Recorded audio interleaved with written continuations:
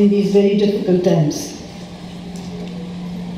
I've been very moved by the contributions of these great men to one of the most difficult parts of the Indian psyche, which is our inequality, which is oppression, which is a complete lack of understanding of the social conditions in which so many of our people live.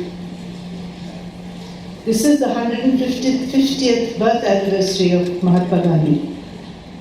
So as I was listening to those words about Fathers Ambrose Pinto and Father Cloud, what came to my mind was an old man who sat in now Khali on the eve of our independence, mourning the loss of lives, who did not rejoice in the birth of a new nation, but was so upset with the kinds of hatred and lives that the lives that were lost in the waves of hatred that came across with the joy of independence. Today we need to remember these people who walked the earth with bare feet, with very little to themselves, and understood that unless we think of India in its dimensional inequalities, we cannot rectify what is basically wrong with our society. It has always been very important to me. Tutored and educated as I was in various kinds of institutions, I began my studies in New Delhi with the Convent of Jesus and Mary, which was my first school. Then I went to something diametrically opposite in terms of educational systems. I was sent to the Besant Theosophical High School in Chennai. I studied in Kalakshetra for 2 years, where I saw a completely different India.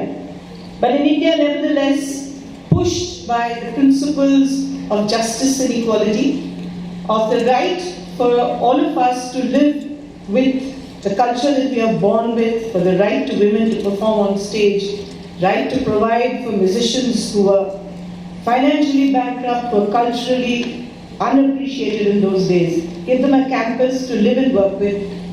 I saw the respect for weaving, of skills, of craft, that was so intrinsic to Kalakshetra of those times. From there, I went back to Delhi and I studied for a year with a school which is called, it's now called the Mothers International School, but was at that time called Aurobindo Ashram School. Then I went to Bharatiya Vidya Bhavan and I finally left school. So you can imagine how composite my Indianness is, because it's theosophy, it's Christianity, it's a broad-based Hindu appreciation of life, peppered with living in Delhi, understanding Islam in all its manifestations, an India that was proud to be different, an India that was proud to be plural, an India which believed that its children must learn and educate themselves about its glorious plurality. So I listened to Bismillah Khan Sahib, I listened to Fayaz Khan, I listened to Karim Khan Sahib, and I grew up with the stories of the beauty of North Indian classical music, of its great traditions, and of course, with the innumerable cultural ambiance of New Delhi, with Amir Khusro, with so many great poets. So I think of myself as an Indian who is not defined by any narrow confines, and that's why I was very moved by the prayer with which we began today's small gathering, where the mind is without fear. For me, it's been a prayer of the finest sort, that I should think of an India where the mind is actually without fear. And Father Ambrose and Father Pinto really worked for an India where fear and its many manifestations would not deprive multiple communities from an equal life. So therefore, to me, these crisscross of cultural events, of ideas, of positions, of debate and argument, after all, Amartya Sen has called us the argumentative Indians. We argue to look at life with greater logic, to arrive at clarity, to understand each other's positions. To be different is not to be criminal. To voice dissent is not to be anti-national. We grew up with the fact that dissent was part of life, and this dissent was the beginning of all education, that confusion was necessary to learn, about reason and logic, to also understand that there could be clarity. So today I stand in front of you after a decade or so, 2 decades of fighting for people's rights through a very small frame, which I would call legal rights. When we went to the village of Devdungri, Nikki, would you like to predict our house? We went to live in the middle of the village in a small village hut. And many people questioned what they thought was our hypocrisy.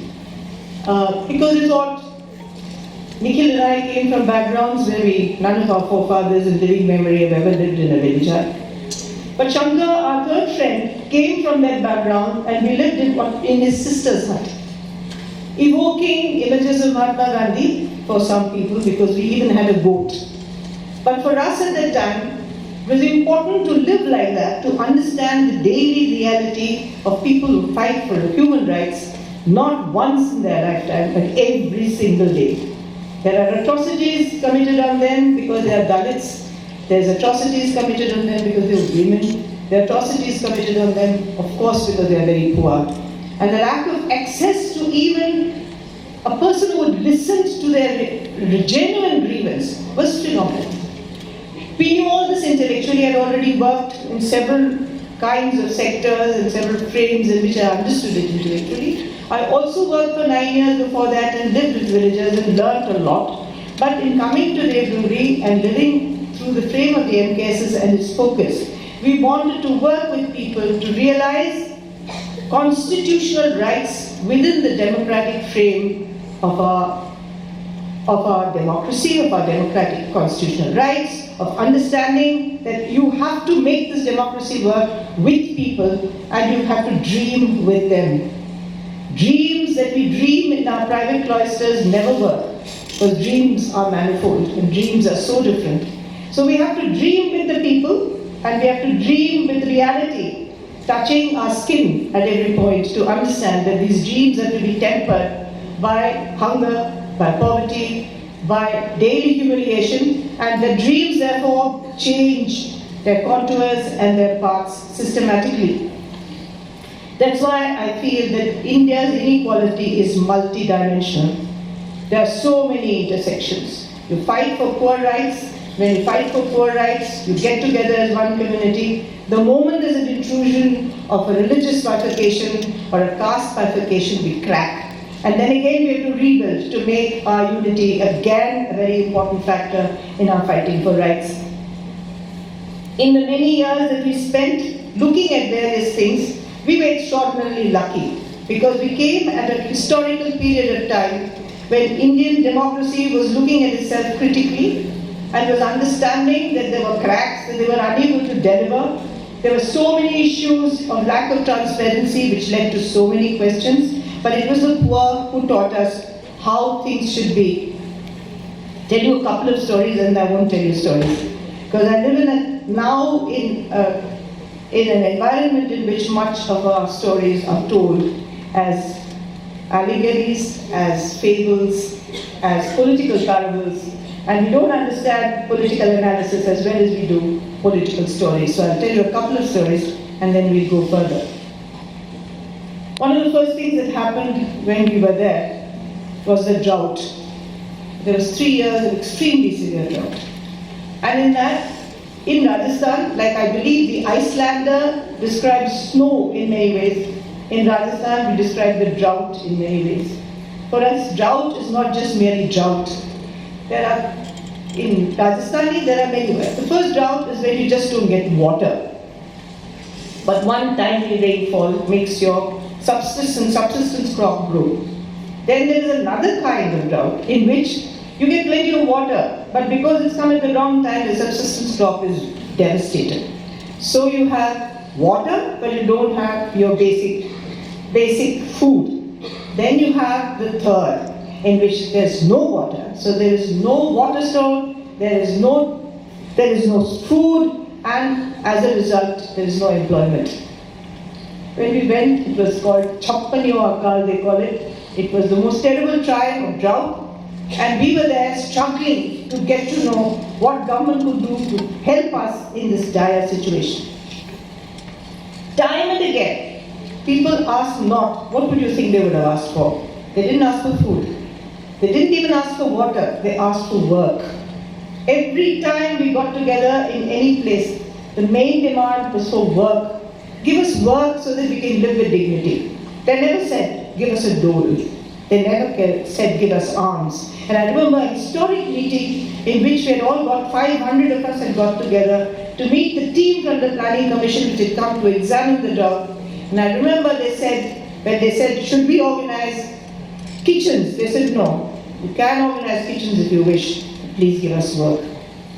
And in this situation of demanding for work and wanting work, we saw how the government reacted so slothfully, so inadequately, and in this great journey that went on from thence onwards for minimum wages, for work for the poor, that we stumbled on the right to information. People generally think the right to information was a great theoretical concept which came, as we are now often accused, even our constitution is supposed to have come from abroad, everything is from abroad, but it isn't so.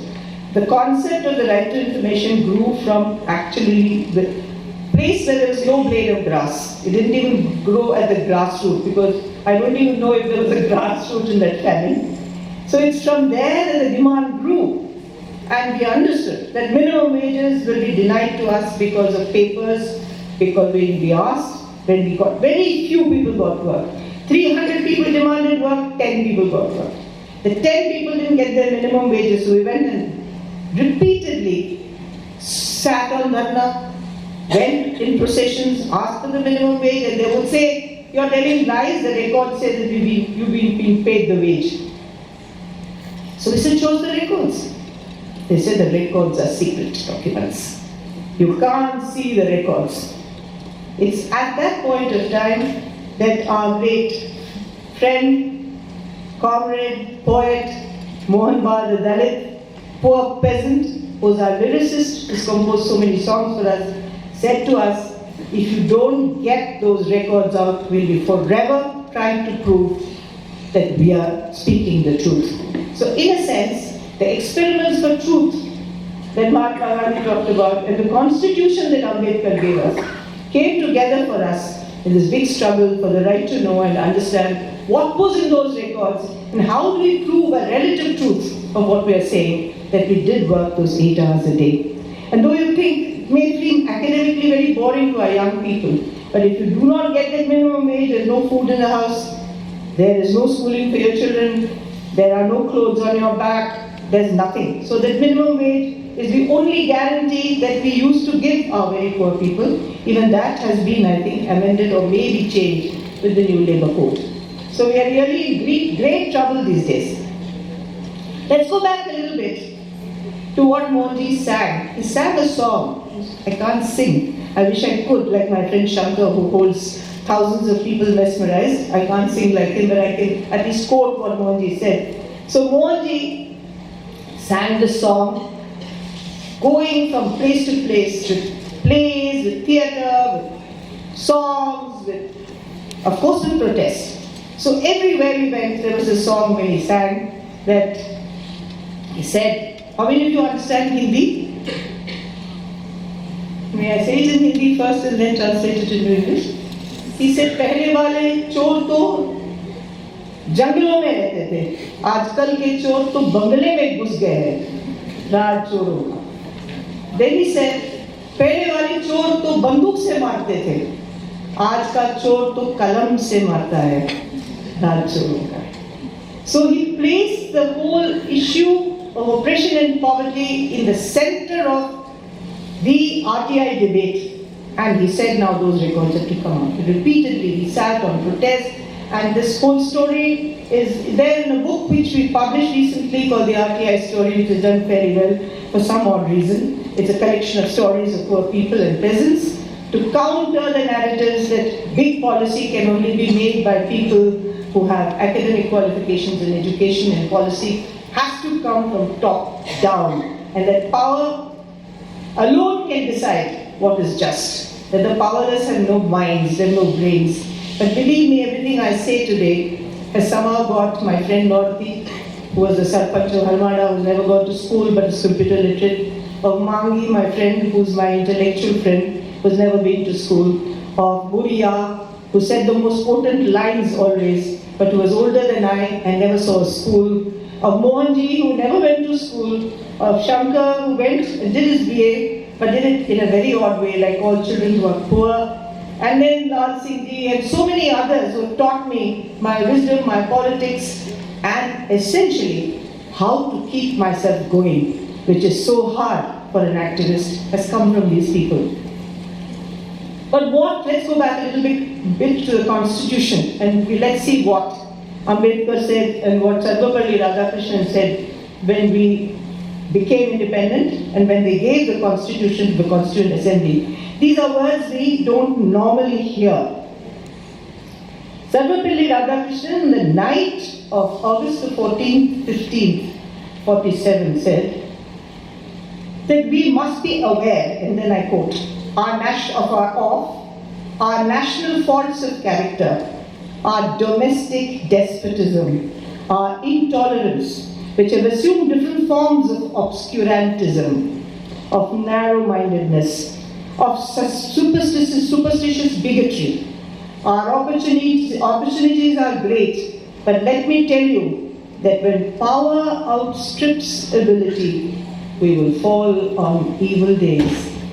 Does it seem familiar to you all? When we look outside this college, this university, look at the politics of India, look at what's happening with the Indian nation today. When power outstrips ability, we are in serious trouble. Let's hear what Baba Sahib Ambedkar had to say. What did he say? No one can deny Dr. Ambedkar with extraordinary intellectual mind, with a penetrating vision. And he said, will Indians place the country above their creed, or will they place creed above their country? I do not know. But this much is certain, that if the parties place creed above country, our independence will be put in jeopardy a second time and probably be lost forever. This eventuality we must all resolutely guard against. With the happenings in the last 4 months, these words have been resonating in my mind. Can we rise above creed, above religion, above these sectarian divisions that have now become prominent discourses? Can we rise above them and keep India one? Or can't we? Extremely important. And on this hinges Article 19 of the Constitution, which is the right to freedom of expression, which gives us all the right to express however we want our opinions, the right to dissent, the right to disagree, the right to sing, to create, to write poetry, to express religious beliefs, to do whatever we want, to gender, to Dalit issues. There's a million other things that Indians are preoccupied with. It gives us, and it's in this Article 19 that there is the genesis. Article 19 is also the genesis of the right to information. We did have the right to freedom of expression, but did we have the right to know? The right to know has derived from the right to freedom of expression, but it came as a completely new interpretation, not only by us, but with a history of very many serious experiences and judgments delivered by the Supreme Court about how important it was for the right to know. This constitutional process of which we are so proud and which we want so much. Another very important prayer for me these days is the preamble to the Indian Constitution. Till 20 years ago, it was just another thing for me. But today, in the School for Democracy, which we have created along with the MKSS, to talk about politics to young people, today we asked in that class, are you political? And many people answered differently. Now I'm going to ask you, all young students here, same question that Nikhil asked them in the morning. Are you political? Yes or no? Yes? If it's yes, put up your hand. If it's no, put up your hand. There's one yes. If no, put up your hand. And the rest are without hands. Now you have to be either political or not political. How can you stand in the middle?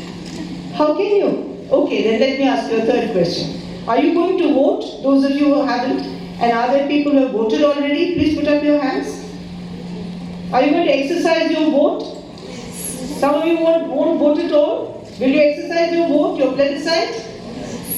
Okay, then if you will vote, then you are political in one way, because you are exercising your political choice in the kind of government you want in a democracy. Do we have an option to walk out of that choice? Do we? And that vote, when we cast it into the ballot, oh no, there's no more ballot box. If we press the button in the EVM and we're not sure whether my vote is going to the right person or not, whether VVPAT is bringing out the right message slip or not, and then when I ask for it, the Supreme Court says I have no right to ask. So that's another saga. But anyway, at the moment we are pressing buttons. And if the button is pressed, then I press a button. At that point of time, saying that my vote goes to X, does my vote end there, and does my democracy end there? Or does it have a longer journey? Who thinks that there is a longer journey for it? Again, my student friends. Okay, at least 2-3 of you think it has a longer journey. Of course, it is a much longer journey. Because with that vote, I'm giving every person I send to Parliament, to the Assembly, to the local panchayat, the right to rule on my behalf. Because the Constitution says we, the people of India, have given unto ourselves. And we are the sovereign people. Sovereign means what? That we are the owners and the decision makers of this huge nation called India. And we elect somebody to power to give that sovereignty shape.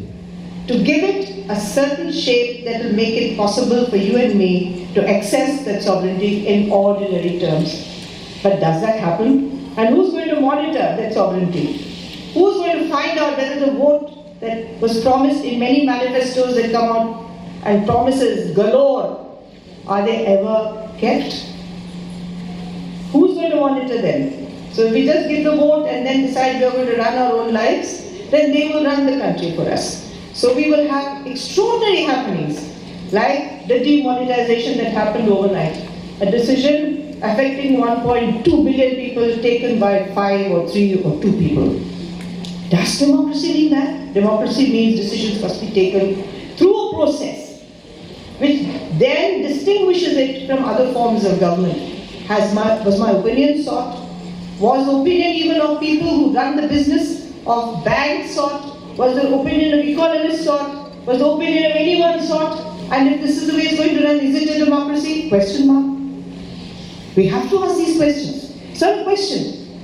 It's a statement as well. And so the right to information is really enabling us to ask that question not only of Parliament and demonetization, where we have a right, but also of a million different things. So today, the legitimacy to ask questions has come to us through the RTI. A law for which we fought 11 years on the streets. I call myself in Hindi Sadak Chhap. What does it mean? Stamped by the street. So I am a Sadak Chhap. So without the Sadak, which is the street is my parliament, the street is my community center, the street is my no planning commission now, the Niti Aayog. The street is my official chambers of consultation. The street is everything for me. But that's the only place I have with my hundreds and thousands of friends to say what is wrong with the Indian polity. Increasingly, the street, which was my stage of action, has become constrained by 3 things. One is the space itself is denied. I don't know about Bangalore, but I certainly know that in Delhi, even Jantar Mantar was banned. We were removed from there saying that we were polluting it through our voice pollution. For a city that is known for its air pollution, what was our voice doing to Jantar Mantar that we should have been seen with such negativity by the Green Tribunal? But it did. And then the MKSS went and filed a writ in the Supreme Court. And we got Jantar Mantar back. But with a lot of conditionalities. Now it's like street fighting means in India, a dharna means that you sleep there. That you occupy that space till your demands are met or at least attended to.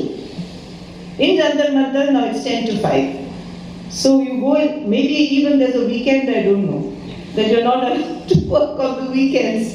We've become so extraordinarily conditioned by, you just sit, because people come from miles away to protest. First, the place of protest. The second is the voicing of dissent. Any dissent that we voice today, it takes very little time to be branded. And then every now and then there's a new brand that comes out. I mean, I feel sometimes that I'm like soap or toothpaste.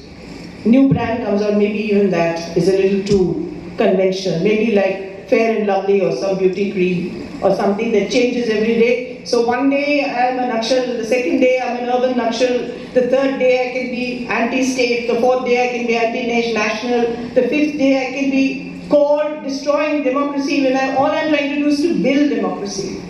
Build it through the bricks of people's participation so that people know what they're doing, that they go back and relive the experience and create a better India.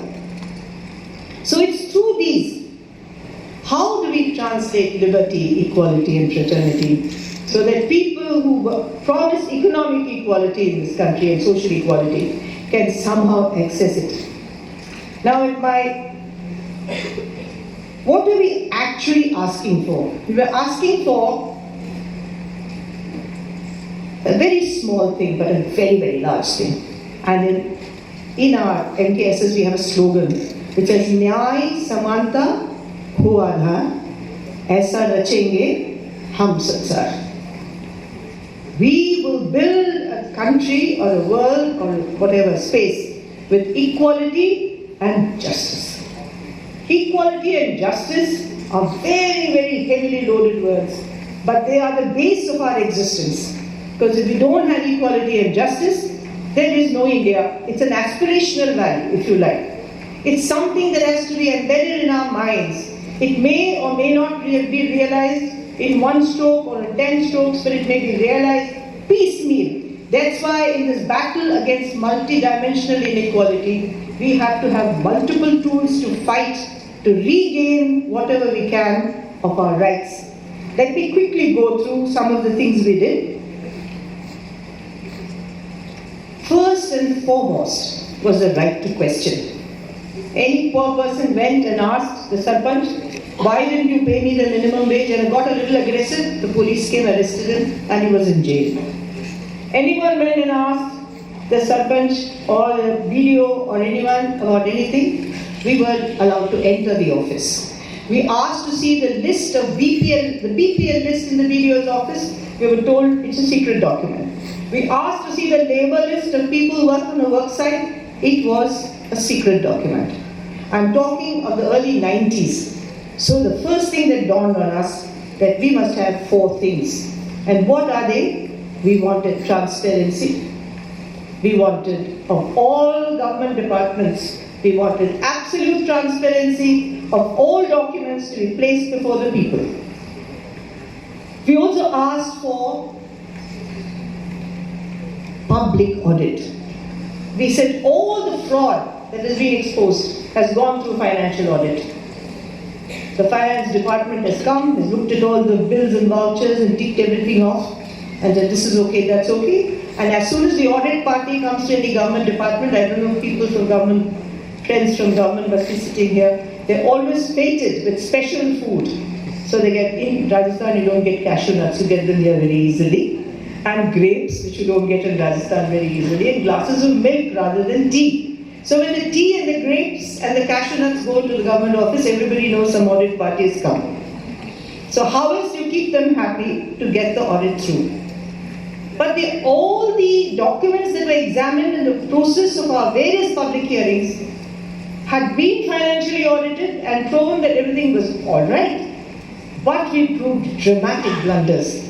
Once we sat outside a Patwar is a revenue officer in the village. Karnam in Tamil Nadu, called what in Karnataka, who works collecting village revenue. So his office was labeled completed. And you just had to turn around to see there was no ceiling, there were no windows, there were no doors. All the bills had been given, all the completion certificates had been given, and there were gaping holes in the walls. And when we had a public hearing, people came and said, no fresh stones were supplied to this, because they broke the old building and rebuilt it, and we had on that record stones supplied. We read out the list of names, dead people's names were on the muster rolls, people who had died. People who never work with a pickaxe and with all the tools, like for people like me. Our names were there. So the fraud was so clear. So we just wanted transparency. And once there is transparency, there must be public audit. The names must be read out in front of everybody. And to cut a very long story short, now social audit is a process recognized all over the world, including by the Comptroller and Auditor General of India. It's part of his mandate of the Comptroller and Auditor General. The social audit will be respected and seen as a part of the imperial audit process.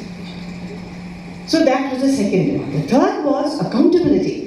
Whoever's defrauded the community must be punished. And the last was that whatever money we have lost must come back to the panchayat. And that's how it began.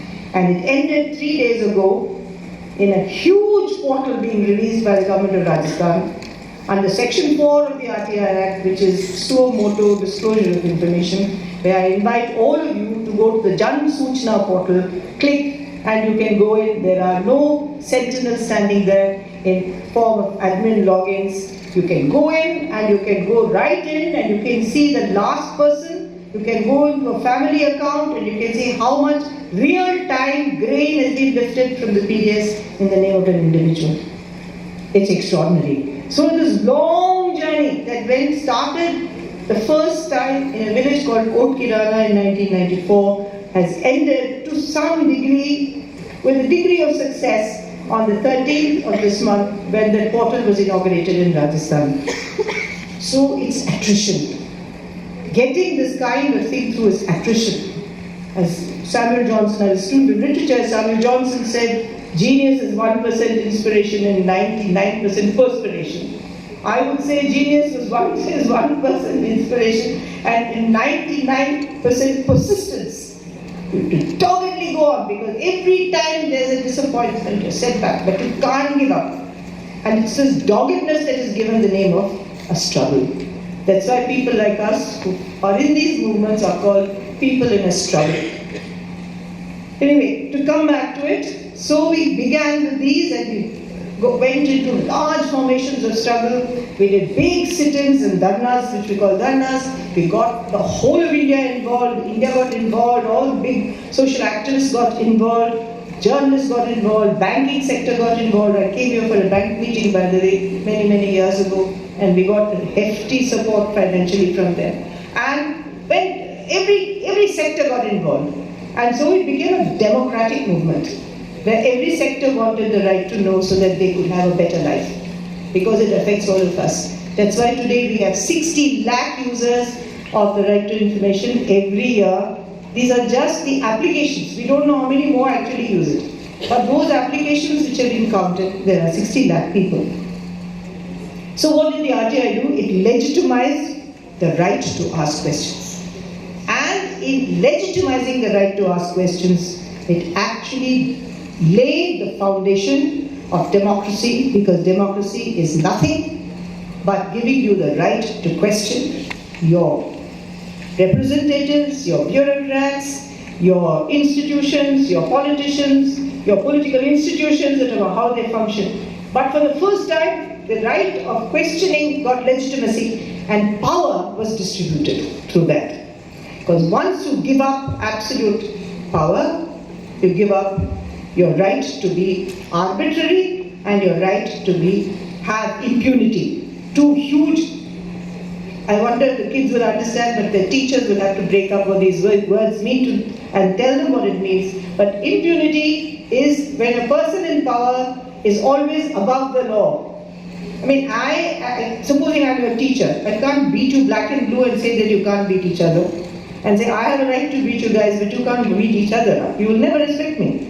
So the impunity that our political system now enjoys is that it has the right to do whatever, but it doesn't give us the same right. Or what is our right is also their right. What is our obligation is also their obligation. But they deny us. So that is impunity. Then on the heels of that, the second rights-based law which got formulated was the MGNREGA.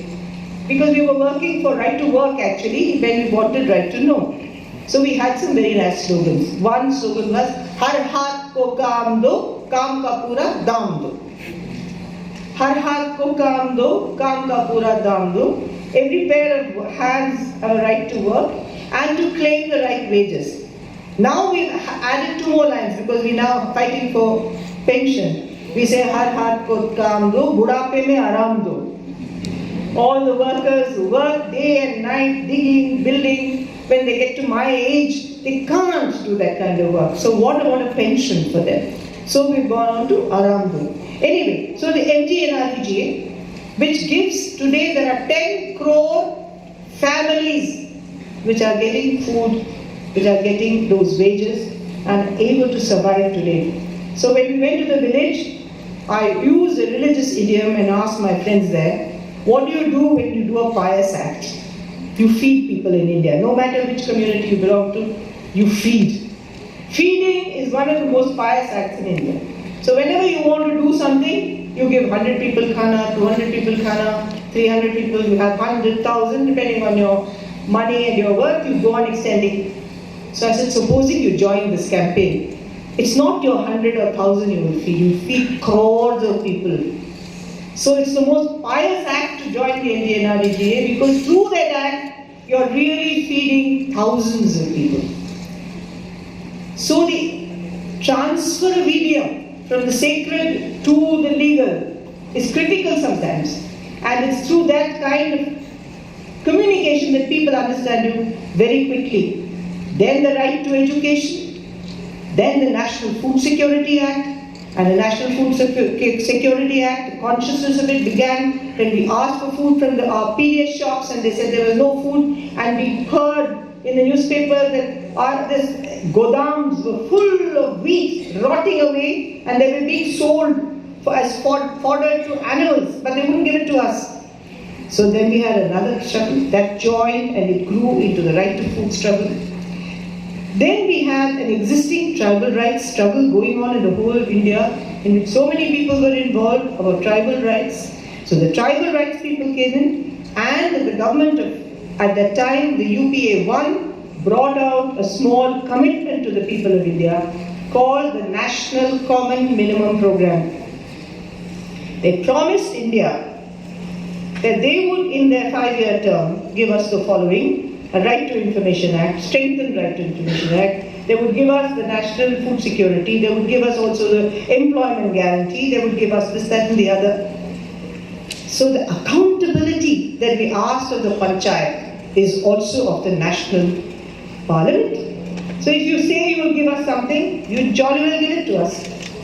So you have to give us what you promised. But it so happened that they created a council to advise them. And some of us, like Jean Reyes and I, became members of the first advisory council. So we went there with our laws already made, because there were state right to information laws, there were problems with state right to information laws, there was always already a huge campaign for the right to work, there was already a huge campaign for the right to know. So we took our bastas. In government language, they tie all their files in a red cloth. I don't know if you do it still in Bangalore. Now, of course, everybody works on computers. But those were big bastas. So we went with our bastas and we walked all the way to the office. Everyone whizzed past us in their cars. But Jean and I walked to the office and we placed those bastas on the table and said, here you are. You promised us, now here are the 2 laws, process it. So the laws got processed, and then of course they went through many upheavals and so on, and they became law. In the process of all this, we got educated in India because of the media attention it got. Negative media attention and positive media attention, because journalists got involved with all these rights-based laws. For 10 years, like today you only read about what Adani and Ambani did, or does. For 10 years we occupied the pages of the printed dailies. There were debates on whether the NREGA was okay or not, whether the RTI had to be mutilated or not, whether you need to give those rights or not. So for 10 years we managed, through these right-based laws, to grab some of that print space and much of the electronic space to debate on poverty and the eradication of poverty, which also has educated many students at the time and many journalists at the time. But today, unfortunately, speaking truth to power, which emerged out of those many debates, is now becoming very difficult. Because once you speak truth to power, power not only does not listen to you, but imprisons you. It incarcerates you. It doesn't want to hear what you're saying. So now, if we take the stock of what's happening in our country, with the amendments to the Right to Information Law, where the Commission has been weakened substantially, because then it cannot question people at the top, so that impunity, which I talked about before, and arbitrary power can reign supreme, because the Commission will now be always appointed by the government, but it has lost its independence. The commissioners are now like government servants. They have lost the status of the Election Commission. As commissioners of the status of the Election Commission, they have the right to call government to book, no matter what the status of the person. Today, if they are appointed like government servants, like secretaries and additional secretaries, they will be at the behest of the government, and therefore, decisions taken by the Commission on arbitrary decisions taken by the government cannot be independent. At this period of time, democratic institutions are being hollowed out. All democratic institutions are either compromised or they are losing their independence of power to take stock of a government. Even young children who've been doing civics know that you have to have 4 wings of government, each one doing what is traditionally called a check and balance to see that the other functions better. So you have the judiciary, the executive, the legislature, and they say the fourth estate, which is the media. I don't have to comment on the media. The media goes one way now, it doesn't see the other at all. So it's gone one way. So far as the legislature is concerned, it's also exercising legislative muscle power to bring in laws without debate. So the biggest problem in the legislature today is that laws that will change or affect all of us have to be debated in Parliament and have to be sent for our sakes to an executive committee or a standing committee or a select committee. That committee, which is a parliamentary committee, where every parliamentary party in the Lok Sabha is represented, will listen to our complaints. And that is how we got a good right to information law. Because the parliamentary standing committee listened to us and made 154 amendments to what the cabinet had sent to Parliament. That's how you have a good right to information law. The NREGA as well. There is a good NREGA because it went to a standing committee. And every little clause was examined in detail by the standing committee. In fact, in the right to information law, the person who put in a strong vote for the independence of the Commission was our current President. He said very clearly, you can refer to notes of the Parliamentary Committee, that there should be an independent Commission, but he has signed the amendment. Now this is another contradiction. How we take it, we take it. But he signed the amendment through. So in all this we understand that the legislature is not doing its job. And who will control the legislature? Who gives the votes? Who gives the votes and sends them there? So we have a right to ask questions. We have a legitimate right to say, what are you doing with my vote? Why are you not consulting me? Why don't you have debates? My Mangalore MP must have a discussion in Mangalore. Take stock of what people have to say. My Rajasthan Ajmer MP or my Udaipur MP or my Rajasthan Rajsamand MP has an obligation to come back to me and say, okay, what do you have to say about this? Because your lives are going to be changed as well. They don't come back and we don't demand. So I think in a way, so many intricate things. If we say governance is not our business, politics is not our business, then you're hurting yourself, because it is your business. Today, the government of India decides what kind of schooling there will be, your schools will change. What curriculum? It has already changed the curriculum, and you should really voice protest, because the curriculum is your birthright. You must know your history well. You must know your own narratives. You must understand what has made India. You can make a choice, a political choice, and you can like A, dislike B, you can make B, C is better than D, it's your choice. But you can't distort history. Tomorrow, how many of you want to go abroad to study?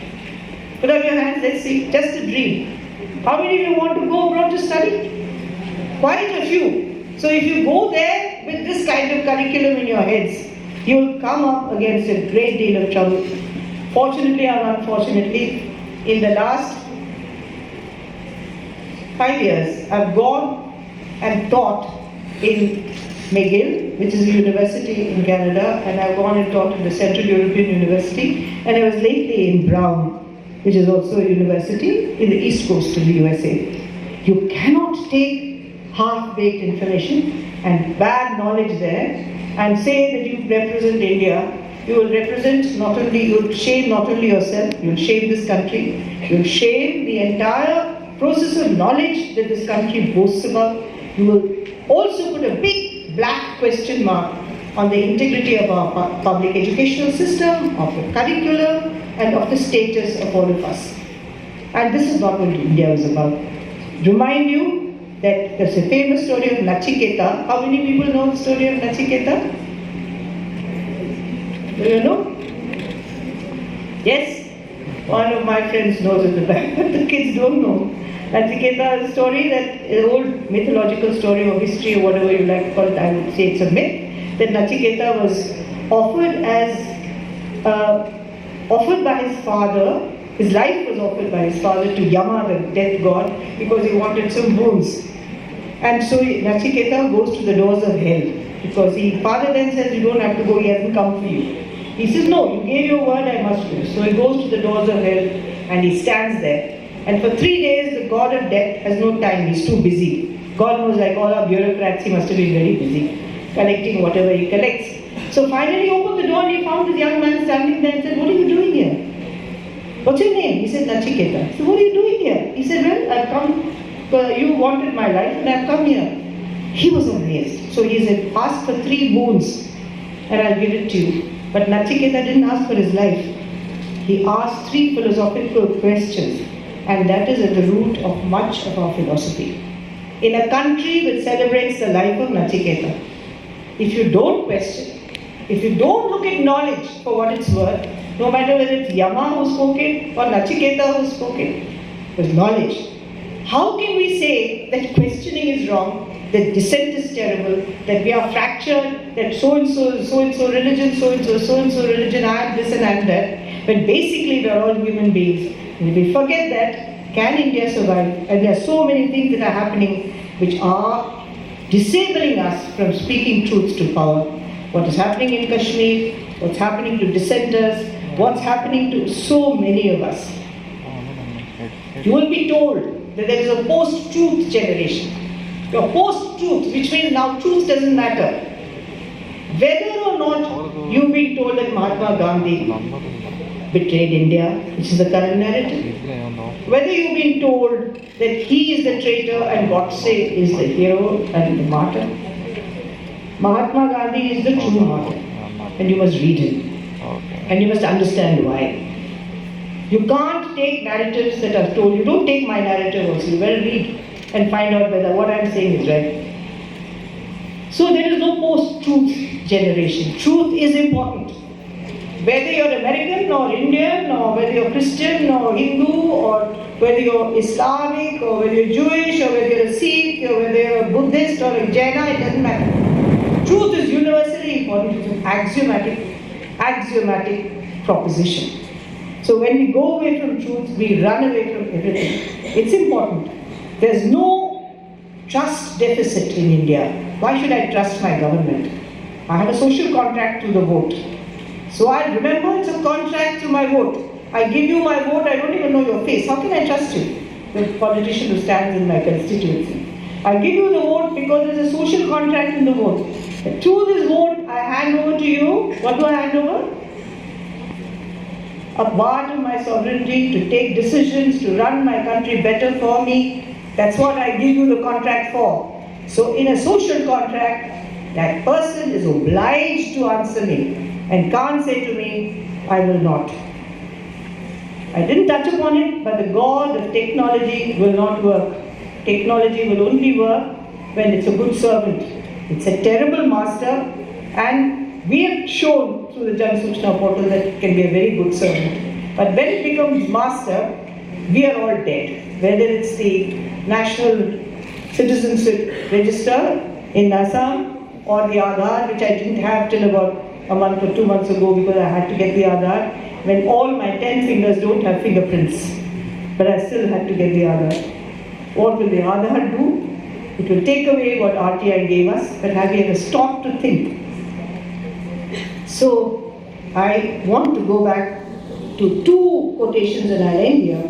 One is from my friend Lal Singh. He was asked to address a big group of IAS probationers in Rajasthan.